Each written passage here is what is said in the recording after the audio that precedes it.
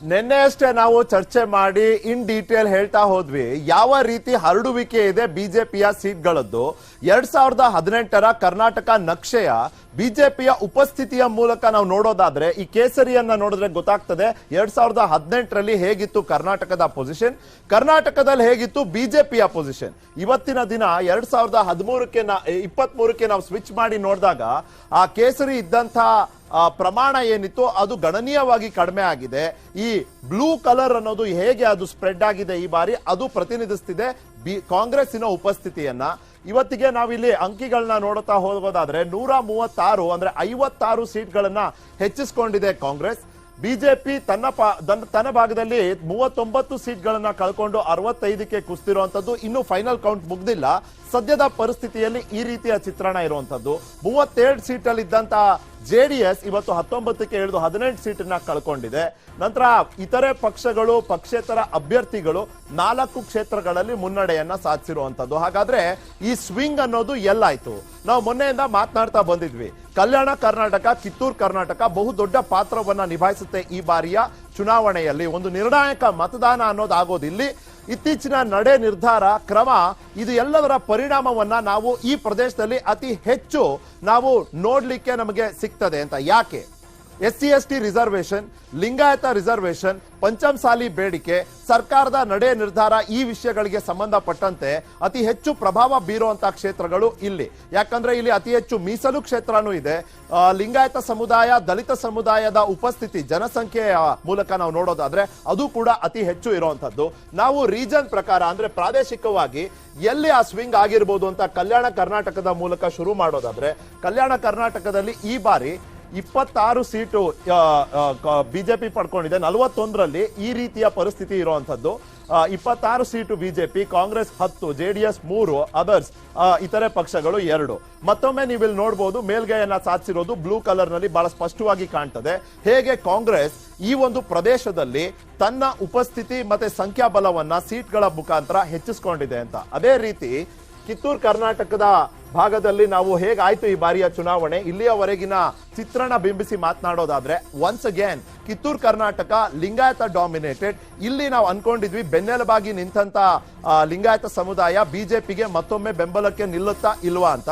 ಈ ಒಂದು ಬ್ಲೂ ಕಲರಿನ ಪ್ರಮಾಣವನ್ನ ನೋಡಿದ್ರೆ ಗೊತ್ತಾಗ್ತದೆ ಬಿಜೆಪಿ ಗಣನೀಯವಾಗಿ ಈ ಪ್ರದೇಶದಲ್ಲೂ ಕೂಡ ತನ್ನ ಸ್ಥಾನಮಾನವನ್ನ ಕಳ್ಕೊಂಡಿದೆ. ಅಲ್ಲಿಗೆ 56 ಸೀಟ್ಗಳ ಪೈಕಿ ಕಾಂಗ್ರೆಸ್ 37 ಸೀಟ್ಗಳಲ್ಲಿ ಮುನ್ನಡೆಯನ್ನ ಸಾಧಿಸಿರುವಂತದ್ದು. 18ರಲ್ಲಿ ಬಿಜೆಪಿ ಒಟ್ಟು ಈ ಪ್ರದೇಶದಲ್ಲಿ ಕಳ್ಕೊಂಡಿರುವಂತದ್ದು 16 ಸೀಟ್. ಅದಾದ ನಂತರ ಜೆಡಿಎಸ್ 1 ಸೀಟ್ ಇದ್ದದ್ದು 2 ಇದ್ದಿದ್ದು 1 ಕಳ್ಕೊಂಡು ಈಗ 1 ಮಾತ್ರ ಉಳಿದಿದೆ. ಅದೇ ರೀತಿ ಸೆಂಟ್ರಲ್ ಕರ್ನಾಟಕ ಹಿಂದಿನ ಬಾರಿ ಕೇಸರಿಮಯ ಆದಂತ ಈ ಸೆಂಟ್ರಲ್ ಕರ್ನಾಟಕ ಬಿಜೆಪಿಗೆ ದೊಡ್ಡ ಒಂದು ಅಸ್ತ್ರವಾಗಿತ್ತು. ಮತ್ತೊಮ್ಮೆ ಇಲ್ಲೂ ಕೂಡ ಸ್ವಿಂಗ್ ಅನ್ನೋದು ಬಹಳ ಸ್ಪಷ್ಟವಾಗಿ ಕಾಣ್ತಾ ಇದೆ. ಹಿಂದಿನ ಬಾರಿ 2018ರಲ್ಲಿ ಯಾವ ಪ್ರಮಾಣದಲ್ಲಿ ಕೇಸರಿಯ ಹರಡುವಿಕೆಯನ್ನ ನಾವು ಈ ನಕ್ಷೆ ಮೇಲೆ ಕಂಡಿದ್ವೋ ಅದೇ ರೀತಿ ಈ ಬಾರಿ ರೋಲ್ ಫ್ಲಿಪ್ ಆಗಿ ಬ್ಲೂ ಕಲರ್ ಅಷ್ಟೇ ಒಂದು ಹರಡುವಿಕೆಯನ್ನ ನಾವು ನೋಡ್ತಾ ಇದ್ದೀವಿ. ಮತ್ತೆ ಕೇಸರಿ ಅಲ್ಲೊಂದು ಇಲ್ಲೊಂದು ಕ್ಷೇತ್ರವಾರು ನಾವು ನೋಡೋದಾದ್ರೆ 19 ಸೀಟ್ನ ಗಳಿಸಿದೆ ಕಾಂಗ್ರೆಸ್. ಅಂದ್ರೆ ಲಾಸ್ಟ್ ಟೈಮ್ ಕಿನ್ನ 14 ಹೆಚ್ಚು. 25ರಲ್ಲಿ 25 ಇದ್ದಂತ ಟ್ಯಾಲಿ ಈ ಬಾರಿ 19-5-1ಕ್ಕೆ ಬದಲಾಗಿರುತ್ತೆ. ಅದು ಕಾಂಗ್ರೆಸ್ಸಿನ ಫೇವರ್ ನಲ್ಲಿ. ಹಿಂದಿನ ಬಾರಿ ಸ್ಪಷ್ಟ ಮೇಲ್ಗೈಯನ್ನ ಸಾಧಿಸಿತ್ತು ಬಿಜೆಪಿ. ಈ ಬಾರಿ ಅಷ್ಟೇ ಸ್ಪಷ್ಟವಾಗಿ ಮೇಲ್ಗೈಯನ್ನ ಸಾಧಿಸಿದೆ ಕಾಂಗ್ರೆಸ್. ಈ ತರ 3 ಪ್ರಮುಖ ಪ್ರದೇಶಗಳಲ್ಲಿ ಕಿತ್ತೂರು ಕರ್ನಾಟಕ, ಕಲ್ಯಾಣ ಕರ್ನಾಟಕ, ಮಧ್ಯ ಕರ್ನಾಟಕ ಈ 3 ಪ್ರದೇಶಗಳಲ್ಲಿ ಬಹಳ ಸ್ಪಷ್ಟವಾಗಿ ನಮಗೆ ಕಾಣಬಹುದಾಗಿದೆ ಹೇಗೆ ಒಂದು ಪಾತ್ರನೇ ಬದಲಾಗೋಯ್ತು ಕಾಂಗ್ರೆಸ್ ಮತ್ತೆ ಬಿಜೆಪಿಯದ್ದು. ಇನ್ನ ಹಳೆ ಮೈಸೂರು ಭಾಗ ಅಂತ ನಾವು ನೋಡೋದಾದ್ರೆ ಇಲ್ಲಿ ಜೆಡಿಎಸ್ ಇನ ಪಾತ್ರ ಅತಿ ದೊಡ್ಡದಿತ್ತು. ಹಿಂದಿನ ಬಾರಿ 2018ರ ನಕ್ಷೆ ನಿನ್ನೆ ನೀವು ನೋಡಿದ್ರೆ ನಿಮಗೆ ನೆನಪಿರ್ಬೋದು, ಅತಿ ಹೆಚ್ಚು ಹಸಿರು ಬಣ್ಣವನ್ನ ನಾವಿಲ್ಲಿ ನೋಡ್ತಾ ಇದ್ವಿ. ಇವತ್ತು ನೀಲಿಮಯ ಆಗಿರುವಂತದ್ದು ಹಳೆ ಮೈಸೂರು ಭಾಗ. ಜೆಡಿಎಸ್ ಇನ ಭದ್ರಕೋಟೆ ಭದ್ರವಾಗೇ ಉಳಿದಿದ್ಯಾ ಅಥವಾ ಇಲ್ಲಿ ಮತಗಳು ಛಿದ್ರವಾಗೋಯ್ತಾ ಅಂತ ಈ ಸೀಟ್ಗಳ ಲೆಕ್ಕಾಚಾರದಲ್ಲಿ ನಾವು ನೋಡೋದಾದ್ರೆ 57 ಸೀಟ್ಗಳಿರುವಂತಹ ಹಳೆ ಮೈಸೂರು ಭಾಗ. ಈ ಹಳೆ ಮೈಸೂರು ಭಾಗದಲ್ಲಿ ಕಾಂಗ್ರೆಸ್ ತನ್ನ ಟ್ಯಾಲಿಯನ್ನ 19 ಸೀಟ್ ಇಂದ ಹೆಚ್ಚಳವನ್ನ ಮಾಡ್ಕೊಂಡಿದೆ. ಅಟ್ ಪ್ರೆಸೆಂಟ್ ಅವರು 36 ಸ್ಥಾನಗಳಲ್ಲಿ ಮುನ್ನಡೆ ಅಥವಾ ಗೆದ್ದಿರುವಂತದ್ದು. At the same time JDS ಇನ ಭದ್ರಕೋಟೆ 27 ಸೀಟ್ಗಳಿದ್ದಂತಹ ಜೆಡಿಎಸ್ ಈ ಬಾರಿ 13 ಸೀಟ್ಗಳನ್ನ ಇಲ್ಲಿ ಕಳ್ಕೊಂಡು 14 ಸ್ಥಾನಗಳಿಗೆ ಇಳಿದಿರುವಂತದ್ದು. ಸಿಮಿಲರ್ಲಿ ಬಿಜೆಪಿ 11 ಸೀಟ್ಗಳಿದ್ದಂಥದ್ದು 6 ಸೀಟ್ಗಳನ್ನ ಕಳ್ಕೊಂಡು 5 ಸೀಟ್ಗಳಿಗೆ ಇಳಿದಂಥದ್ದು. ಇನ್ನ ನಾವು ಬೆಳಿಗ್ಗೆನೂ ಹೇಳಿದ್ವಿ, ಕ್ಷೇತ್ರ ಸ್ವಿಂಗ್ ಆದ್ರೆ ಜಿಲ್ಲೆ ಸ್ವಿಂಗ್, ಜಿಲ್ಲೆ ಸ್ವಿಂಗ್ ಆದ್ರೆ ಪ್ರದೇಶ ಸ್ವಿಂಗ್, ಪ್ರದೇಶ ಸ್ವಿಂಗ್ ಆದ್ರೆ ಖಚಿತವಾಗಿ ರಾಜ್ಯನೇ ಸ್ವಿಂಗ್. ಆ ಸ್ವಿಂಗ್ ರೀತಿಯ ಫಲಿತಾಂಶವನ್ನ ಇವತ್ತು ಕರ್ನಾಟಕದ ಮತದಾರರು ಕೊಟ್ಟಿದ್ದಾರೆ. ಸೊ ಈಗ ನಾವು ಇನ್ಫ್ಯಾಕ್ಟ್ ರೀಜನ್ ವೈಸ್ ನಾವು ನೋಡಾಗಿದೆ. ಡಿಸ್ಟ್ರಿಕ್ಟ್ ವೈಸ್ ನೋಡ್ತಾ ಹೋಗೋದಾದ್ರೆ ಮೊದಲನೇದು ಬಾಗಲಕೋಟೆ ನೋಡೋಣ ಹೇಗಾಯ್ತು ಅಂತ. ಬಾಗಲಕೋಟೆಯಲ್ಲಿ ಇರೋದು 7 ಸೀಟು, ಕಾಂಗ್ರೆಸ್ಗೆ ಇದ್ದಿದ್ದು 2, ಬಿಜೆಪಿಗೆ ಇದ್ದಿದ್ದು 5, ಅದು ಅದ್ಲಾ ಬದ್ಲಿ ಆಯ್ತು. ಈ ಬಾರಿ ಕಾಂಗ್ರೆಸ್ಗೆ 5 ಮತ್ತೆ ಬಿಜೆಪಿಗೆ 2. ಉತ್ತರ ಕರ್ನಾಟಕ ಜಿಲ್ಲೆ ಲಿಂಗಾಯತ ಸಮುದಾಯದ ಒಂದು ಪ್ರಾಬಲ್ಯ ಬಾಹುಳ್ಯ ಎರಡೂ ಇರುವಂತದ್ದು. ಆ ತರದ ಕ್ಷೇತ್ರದಲ್ಲಿ ಯಾವ ಸಮುದಾಯ ಬಿಜೆಪಿಗೆ ಬೆನ್ನೆಲುಬಾಗಿ ನಿಂತಿತ್ತು, ಈ ಬಾರಿ ಆ ಮತಬುಟ್ಟಿ ಒಂದು ರೀತಿಯಲ್ಲಿ ಡಿಸ್ಟ್ರಿಬ್ಯೂಟ್ ಆಗಿದೆ. ಸಿಮಿಲರ್ಲಿ ಮತ್ತೊಂದು ಜಿಲ್ಲೆ ನಾವು ಗಮನಿಸೋದಾದ್ರೆ ಬಳ್ಳಾರಿ, ಬಾಗಲಕೋಟ್ ಮುಗೀತು, ವಿಜಯಪುರ ಗಮನಿಸೋದಾದ್ರೆ ಇಲ್ಲೂ ಮತ್ತೊಮ್ಮೆ ನೀಲಿಮಯ ನಕ್ಷೆ. ನಾವು 8 ಸೀಟ್ ಲೆಕ್ಕದಲ್ಲಿ ನೋಡೋದಾದ್ರೆ ಕಾಂಗ್ರೆಸ್ ಹಿಂದಿನ ಬಾರಿ 3 ಸೀಟ್ನಲ್ಲಿ ಇಲ್ಲಿ ಗೆದ್ದಿದ್ದಂಥದ್ದು, ಬಿಜೆಪಿ 3 ಸೀಟಲ್ಲಿ ಇದ್ದಿದ್ದು. ಆದ್ರೆ ಈ ಬಾರಿ ಕಾಂಗ್ರೆಸ್ 3 ಸೀಟನ್ನ ಹೆಚ್ಚಿಸಿಕೊಂಡು 6 ಸೀಟ್ ಪಡ್ಕೊಂಡಿದೆ, ಬಿಜೆಪಿ 1 ಸೀಟಿಗೆ ಇಳಿದಿರುವಂತದ್ದು, ಜೆಡಿಎಸ್ ತನಗಾಗಿ 1 ಸೀಟನ್ನ ಉಳಿಸ್ಕೊಂಡಿದೆ. ಇನ್ನ ಕಲಬುರಗಿ, ಕಲ್ಯಾಣ ಕರ್ನಾಟಕದ ಕಲಬುರಗಿಯನ್ನ ನೋಡೋದಾದ್ರೆ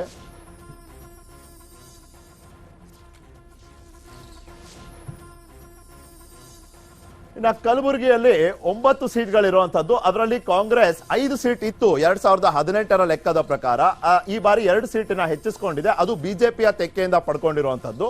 ಅಲ್ಲಿಗೆ 7 ಸೀಟ್ಗೆ ಏರಿಕೆ ಆಗುತ್ತೆ ಕಾಂಗ್ರೆಸ್ಸಿನ ಟ್ಯಾಲಿ. 2 ಸೀಟಲ್ಲಿ ಮಾತ್ರ ಬಿಜೆಪಿ ಇವತ್ತು ಕಲಬುರಗಿ ಜಿಲ್ಲೆನಲ್ಲಿ ಇರುವಂತದ್ದು. ಇನ್ನ ಮಧ್ಯ ಕರ್ನಾಟಕದ ಚಿತ್ರದುರ್ಗವನ್ನ ನಾವು ಗಮನಿಸೋಣ.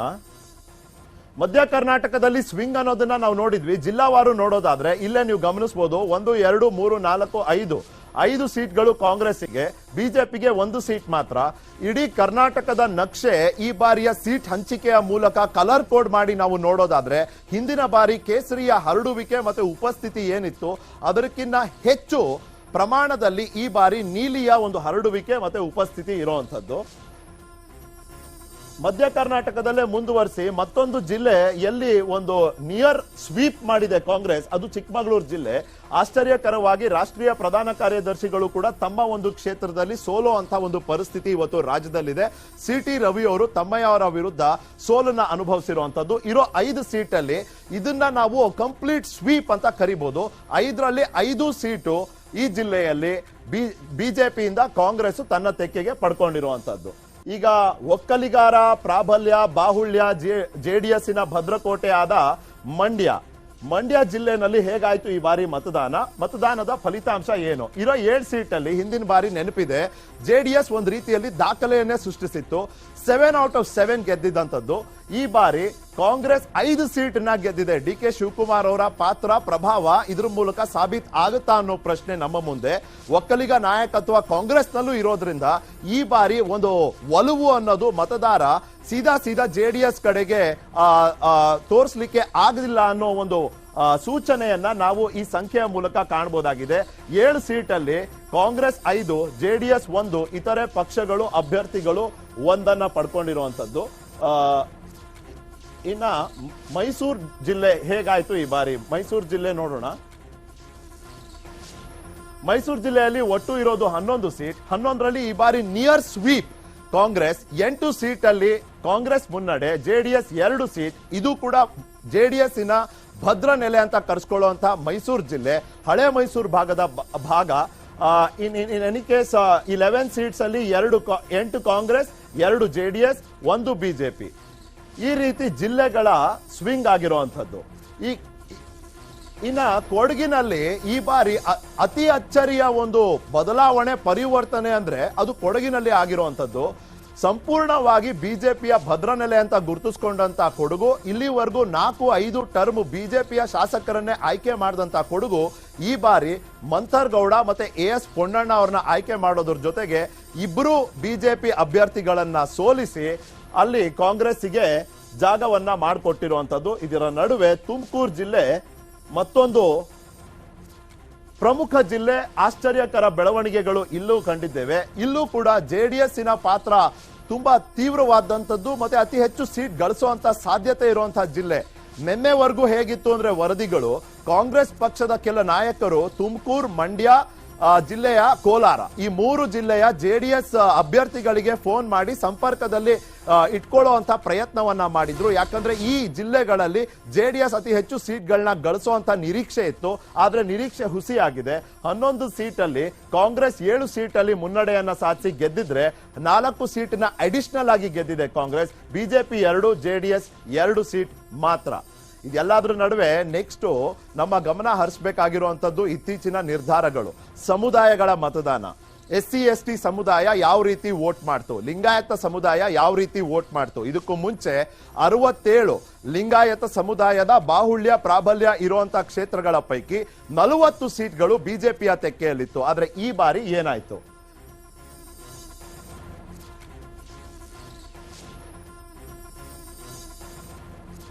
ತುಮಕೂರು 1ರಲ್ಲೇ ನಾವು ಲಿಂಗಾಯತ ಡಾಮಿನೇಟೆಡ್ ನೋಡಬಹುದು. ಅಥವಾ ಸ್ಟೇಟ್ ವೈಡ್ ನೋಡೋದಾದ್ರೆ ಸ್ಟೇಟ್ ವೈಡ್ ಒಟ್ಟು 67 ಸೀಟ್ಗಳಲ್ಲಿ ಲಿಂಗಾಯತ ಪ್ರಾಬಲ್ಯ ಬಾಹುಳ್ಯ ಇರುವಂತಹ ಕ್ಷೇತ್ರಗಳು. ಆ 67ರ ಪೈಕಿ ಹಿಂದಿನ ಬಾರಿ ಬಿಜೆಪಿ 40 ಸೀಟನ್ನ ಗೆದ್ದಿತ್ತು. ಈ ಬಾರಿ 42 ಸೀಟನ್ನ ಕಾಂಗ್ರೆಸ್ ಗೆದ್ದಿದೆ. ಹಿಂದಿನ ಬಾರಿ ಕೇವಲ 20 ಸೀಟ್ ಗೆದ್ದಂತ ಕಾಂಗ್ರೆಸ್ ಈ 67 ಕ್ಷೇತ್ರಗಳ ಪೈಕಿ ಈ ಬಾರಿ 22 ಸೀಟ್ ಹೆಚ್ಚಿಸಿಕೊಂಡು 42 ಸೀಟನ್ನ ಗೆದ್ದಿದೆ. 20 ಲಾಸ್ಟ್ ಟೈಮ್, ಈ ಬಾರಿ 42. ಬಿಜೆಪಿ ನೇರ ತನ್ನಲ್ಲಿ ಇದ್ದಂತಹ 50% ಸೀಟ್ಸ್ ಇನ್ನ ಬರೀ ಈ ಒಂದು ಸಮುದಾಯದ ಪ್ರಾಬಲ್ಯ ಬಾಹುಳ್ಯ ಇರುವಂತಹ ಕ್ಷೇತ್ರಗಳಲ್ಲಿ ಕಳ್ಕೊಂಡಿದೆ. ಹಿಂದಿನ ಬಾರಿ 40 ಔಟ್ ಆಫ್ 67, ಈ ಬಾರಿ 20 ಔಟ್ ಆಫ್ 67. ಇದು ಬಹಳ ಸ್ಪಷ್ಟವಾಗಿ ಹೇಳ್ತಿದೆ ಹೇಗಿತ್ತು ಈ ಬಾರಿಯ ಮತದಾನದ ವಿಧಾನ.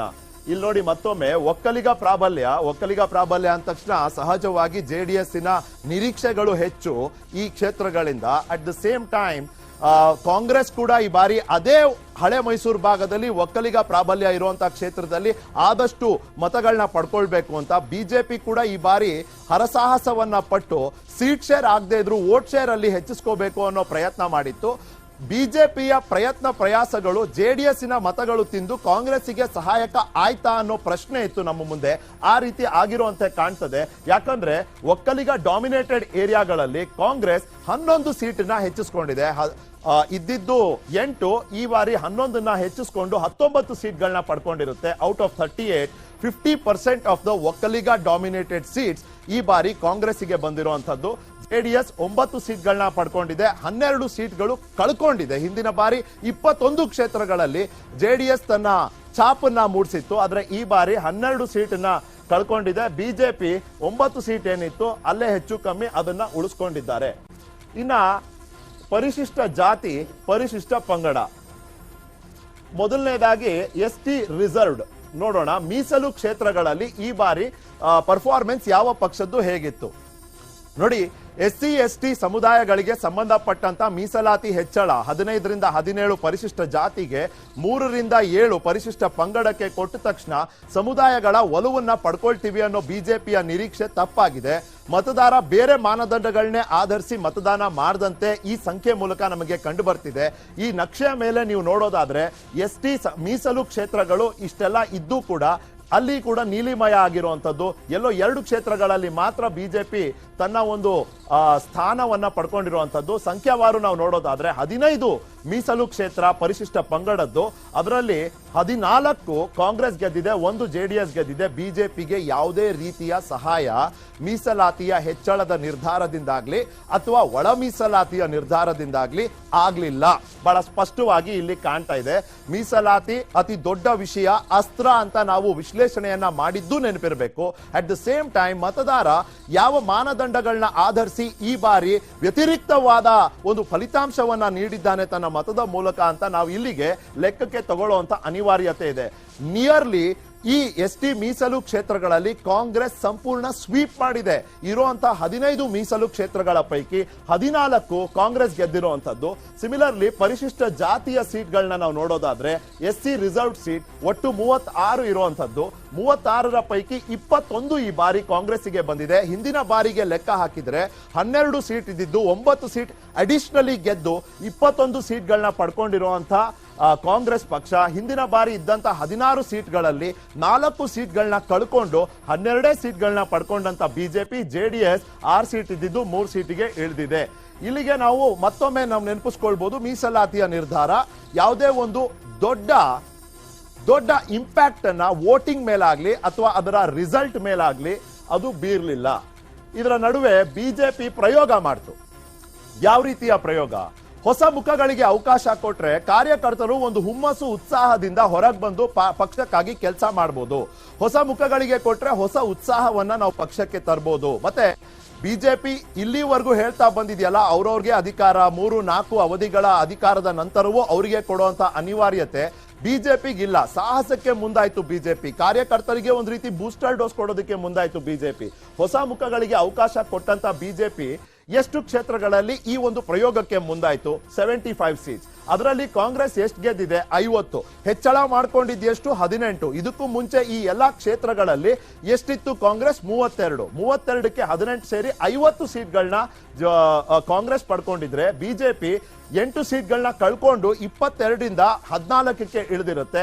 ಜೆಡಿಎಸ್ಗೆ 11 ಸೀಟ್ಗಳನ್ನ ಕಳ್ಕೊಂಡು ಇಲ್ಲಿ 9ಕ್ಕೆ ಇಳಿದಿರುತ್ತೆ. ಹಿಂದಿನ ಬಾರಿ ಈ 75 ಕ್ಷೇತ್ರಗಳ ಪೈಕಿ ಜೆಡಿಎಸ್ 20 ಸೀಟ್ಗಳನ್ನ ಪಡ್ಕೊಂಡಿತ್ತು. ಈ ಬಾರಿ 11ನ್ನ ಕಳ್ಕೊಂಡು ಅವರು ಕೇವಲ 11 ಸೀಟ್ಗಳನ್ನ ಕಳ್ಕೊಂಡು 9 ಸೀಟ್ಗಳನ್ನ ಮಾತ್ರ ಪಡ್ಕೊಂಡಿದ್ದಾರೆ. ಸಿಟ್ಟಿಂಗ್ MLAಗಳನ್ನ ಡ್ರಾಪ್ ಮಾಡಿರುವಂತಹ ಮತ್ತೊಂದು ಸಾಹಸಕ್ಕೆ ಮುಂದಾದ ಭಾರತೀಯ ಜನತಾ ಪಾರ್ಟಿ. 28 ಕ್ಷೇತ್ರಗಳಲ್ಲಿ ಸಿಟ್ಟಿಂಗ್ MLAಗಳನ್ನ ಲೆಕ್ಕಿಸದೆ ಹೊಸ ಮುಖಗಳಿಗೆ ಅವಕಾಶ. ಓಕೆ, ಅದರ ಪೈಕಿ ಏನಾಯ್ತು? 14 ಸೀಟ್ಗಳ ಹೆಚ್ಚಳ. ನೇರ ಇದರ ಅನುಕೂಲ ಮತ್ತೆ ಲಾಭ ಕಾಂಗ್ರೆಸ್ಸಿಗೆ ಆಗಿರೋದು ಈ ನಂಬರ್ಸ್ ಮೂಲಕ ನಾವು ನೋಡಬಹುದಾಗಿದೆ. ಹಿಂದಿನ ಬಾರಿ ಈ 28 ಕ್ಷೇತ್ರಗಳಲ್ಲಿ ಎಲ್ಲೆಲ್ಲಿ ಬಿಜೆಪಿಯ ಹಾಲಿ MLAಗೆ ಅವಕಾಶ ನೀಡದೆ ಹೊಸ ಮುಖಕ್ಕೆ ಮಣೆ ಹಾಕಿದೆ ಭಾರತೀಯ ಜನತಾ ಪಾರ್ಟಿ. ಅದರ ಪೈಕಿ 15 ಸೀಟ್ಗಳಲ್ಲಿ ಟೋಟಲ್ 28 ಸೀಟ್ಗಳಲ್ಲಿ 15 ಸೀಟ್ಗಳನ್ನ ಕಾಂಗ್ರೆಸ್ ಬಿಟ್ಟಿದೆ, ಕಾಂಗ್ರೆಸ್ ಸಿಕ್ಕಿದೆ. ಅದರ ಜೊತೆಗೆ 14 ಸೀಟನ್ನ ಹೆಚ್ಚಿಸಿಕೊಂಡಿದೆ. ಇಲ್ಲಿ ಒಂದೇ ಸೀಟ್ ಇದ್ದಿದ್ದು 14 ಸೇರಿಸಿಕೊಂಡು 15ನ್ನ ಮಾಡ್ಕೊಂಡಿದೆ ಟ್ಯಾಲಿ ಕಾಂಗ್ರೆಸ್. ಬಿಜೆಪಿ 13 ಸೀಟು 14 ಕಳ್ಕೊಂಡಿದೆ. ಅಂದ್ರೆ 28ರಲ್ಲಿ 27 ಸೀಟು ಬಿಜೆಪಿಯ ಕೈಯಲ್ಲೇ ಇದ್ದಿದ್ದು ಕಳ್ಕೊಂಡಿದೆ ಬಿಜೆಪಿ. ಸಾಹಸ, ಎಕ್ಸ್ಪರಿಮೆಂಟ್, ಪ್ರಯೋಗದ ಪರಿಣಾಮ ವಿಪರೀತವಾಯ್ತು. ಬಿಜೆಪಿ ಅದನ್ನ ಎದುರಿಸಬೇಕಾಯ್ತು. ಇನ್ಫ್ಯಾಕ್ಟ್ ಇದೇ ರೀತಿಯ ಪ್ರಶ್ನೆಯನ್ನ ಬಿಜೆಪಿಯ ರಾಷ್ಟ್ರೀಯ ನಾಯಕರಿಗೆ ನ್ಯೂಸ್ 18 ಸಂದರ್ಶನದ ಅವಧಿಯಲ್ಲಿ ನಾನು ಕೂಡ ಕೇಳಿದ್ದೇನೆ, ನನ್ನ ಸಹೋದ್ಯೋಗಿಗಳು ಕೇಳಿದ್ದಾರೆ. ಈ ತರದ ಪ್ರಯೋಗದ ಪರಿಣಾಮ ವಿಪರೀತವಾದ್ರೆ ಬಿಜೆಪಿ ಅದನ್ನ ಎದುರಿಸೋದಕ್ಕೆ ಸಿದ್ಧವಿದೆಯಾ ಅಂತ. ಆ ರೀತಿ ಆಗೋದಿಲ್ಲ ಅನ್ನೋ ಆತ್ಮವಿಶ್ವಾಸ ಇವತ್ತಿಗೆ ಅದು ಈ ನಂಬರ್ ಮೂಲಕ ಹುಸಿಯಾಗುತ್ತೆ. ಜಸ್ಟ್ ನೋಡಿ, ಔಟ್ ಆಫ್ 28 ಸೀಟ್ಸ್ 27 ಸೀಟ್ಸ್ ಬಿಜೆಪಿಯ ಕೈಯಲ್ಲಿದ್ದು ಇವತ್ತು ಅದರಲ್ಲಿ 15 ಸೀಟು ಕಾಂಗ್ರೆಸ್ಸಿನ ಕೈ ಸೇರಿದೆ. ಅವ್ರು ಕಳ್ಕೊಂಡಿರುವಂತದ್ದು ಏನು? ಈ ರೀತಿಯ ಒಂದು ಸ್ವಿಂಗ್ ಫ್ಯಾಕ್ಟರ್ ಎಕ್ಸ್ಪರಿಮೆಂಟ್ ಮೂಲಕ ಸ್ವಿಂಗ್ ಆಗಿದೆ, ಜಿಲ್ಲೆ ಮಟ್ಟದಲ್ಲಿ ಸ್ವಿಂಗ್ ಆಗಿದೆ, ಸಮುದಾಯದ ಮತದಾನದ ಮೂಲಕ ಸ್ವಿಂಗ್ ಆಗಿದೆ. ಸಂಪೂರ್ಣವಾಗಿ ಈ ಬಾರಿಯ ಸ್ವಿಂಗ್ ಕಾಂಗ್ರೆಸ್ ಪರ ಇರುವಂತದ್ದು. ಬಿಜೆಪಿಯ ಪ್ರಯತ್ನಗಳ ಒಂದು ದುಷ್ಪರಿಣಾಮ ಜೆಡಿಎಸ್ಸಿನ ಪರ್ಫಾರ್ಮೆನ್ಸ್ ಮೇಲೆ ಬಿದ್ದಿದೆ. ಜೆಡಿಎಸ್ಸಿನ ತೆಕ್ಕೆಯಿಂದ ಕಸ್ಕೊಂಡಂತ ಒಂದಷ್ಟು ವೋಟ್ಗಳು ಅದು ಕಾಂಗ್ರೆಸ್ಸಿಗೆ ಗೆಲುವಿನ ಸಾಧ್ಯತೆಗೆ ಹತ್ತಿರ ತಂದು ಕೆಲವೊಮ್ಮೆ ಗೆಲ್ಲಿಸಿದೆ ಕೂಡ. ಈ ರೀತಿಯ ಒಂದು ಸ್ವಿಂಗ್ ವಾತಾವರಣದಲ್ಲಿ ನಡೆದಂತ ಚುನಾವಣೆಯಲ್ಲಿ ಕಾಂಗ್ರೆಸ್ ಸ್ವಿಂಗಿನ ಸಂಪೂರ್ಣ ಲಾಭವನ್ನ ಪಡ್ಕೊಂಡಿದೆ. Back to you Smita. Thank you Nikhil. News 18 ನಲ್ಲೇನೆ ಯಾಕೆ ಎಲೆಕ್ಷನ್ ಕವರೇಜ್ ಅನ್ನ ನೋಡ್ಬೇಕು ಅನ್ನೋದಕ್ಕೆ ಬಹುಶಃ ಇದಕ್ಕಿಂತ ಮತ್ತೊಂದು ರೀಸನ್ ಬೇಕಾ ಅಂತ ಹೇಳಿ, ಪಕ್ಷಗಳಿಗೇನೆ ಇಷ್ಟು ಸ್ಪ್ಲಿಟ್ ವ್ಯೂ ಸಿಕ್ಕಿರುತ್ತೋ ಇಲ್ಲೋ ಗೊತ್ತಿಲ್ಲ. ನ್ಯೂಸ್ 18 ನಲ್ಲಿ ಎಲ್ಲಿ ಕಳ್ಕೊಳ್ತು ಬಿಜೆಪಿ, ಎಲ್ಲಿ ಕಾಂಗ್ರೆಸ್ ಗಳಿಸ್ತು ಅನ್ನೋದ್ರ ಇನ್ ಡೀಟೇಲ್ ರಿಪೋರ್ಟ್ ಅನ್ನ ನಿಮ್ದೆ ಇಡುವ ಪ್ರಯತ್ನ ಮಾಡಿದೀವಿ. ಈ ಕಳ್ಕೊಂಡಿದ್ದು ಹಾಗೆ ಪಡ್ಕೊಂಡಿದ್ದಾಗಿದೆಯಲ್ಲ, ಯಾಕಾಯ್ತು ಅನ್ನೋ ಕಾರಣ ಹುಡ್ಕೋ ಪ್ರಯತ್ನ ಕೂಡ ಮಾಡಬೇಕು. ಪಕ್ಷದ ವಕ್ತಾರರಿರ್ತಾರೆ, ಪ್ರತಿನಿಧಿಗಳಿರ್ತಾರೆ, ಅವ್ರ ಜೊತೆಯಲ್ಲಿ ಈ ಕಾರಣಗಳನ್ನ ಹುಡ್ಕೋ ಪ್ರಯತ್ನ ಕೂಡ ಮುಂದುವರಿತಾ ಹೋಗುತ್ತೆ. ಚಿಕ್ಕ ಬ್ರೇಕ್ನ ನಂತರ